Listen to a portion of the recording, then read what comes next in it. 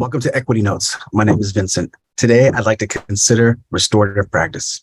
I love all of these words, right? To restore means a number of things, right? A reclamation to reclaim our dignity, the dignity of those who have been harmed, reconciliation of relationships, the recovery process and redemption for ourselves.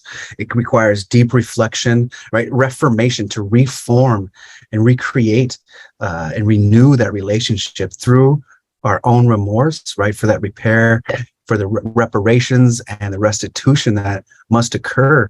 What will we bring forth in that relation and be responsive to the harm?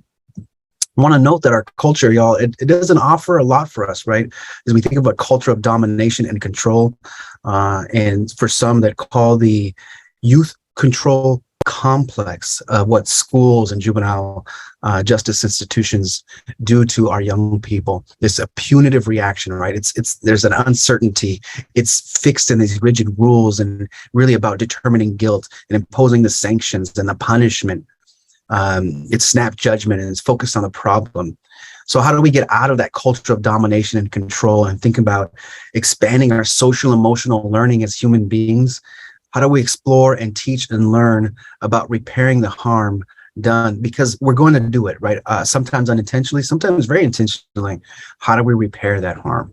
So how do we teach and learn about the restorative response, especially to people's harm, and honoring all involved, the dignity, of course, of the victims, but also of the perpetrators, right? How do we create predictable, reliable sources of repair that focus on the strengths of everybody involved, that offers time to regulate and consider and be in that remorse and that reflection, that emphasizes the harms and the needs for those harms to make better?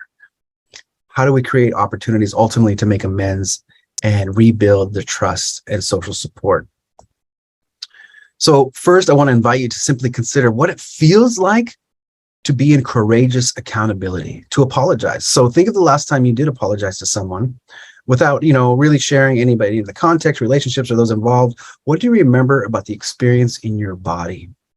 What sensations, vibrations, images, stories, impulses, urges, and emotions emerged when repairing that harm? For Circle, I'd like to consider when and where and how did you learn to apologize? Was it very clear? Was it through example? Or have you actually not even really learned that as we reflect on our young days, that I don't think that lesson even really came very clearly? What sensations, vibrations, images, stories, impulses, urges, and emotions emerge when considering the steps in relational repair? Right? What do you know about working through remorse and repairing relationships? Thank you for taking some time to consider Equity Notes. Blessings.